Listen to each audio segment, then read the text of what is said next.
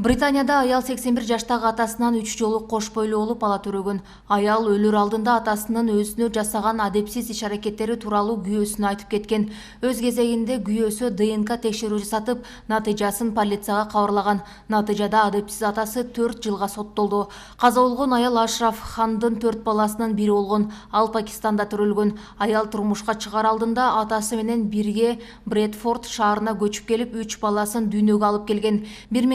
1980-жылдардын башында аял бир жигит менен таанышып, турмушка чыккан. Ал мындан 25 жыл мурда өлөр алдында күйөөсүнө шумдук окуяны айтып берген. Бирок күйөөсү дароо полицияга арызданган эмес. Ал балдардын психикасын жабыркатып албоону ойлоп, аларды өз баласындай тарбиялап өстүргөн. Дарыгерлер балдарды текшерген кезде алардан кан аралашуудан келип чыккан түрдүү ооруну аныкташкан. Мындан тышкары алар атасы өздөрүн дайыма урушарын айткан. Өз кезегинде бул окуяда балдардын психикасы менен ден соолугуна терс таасир эткен.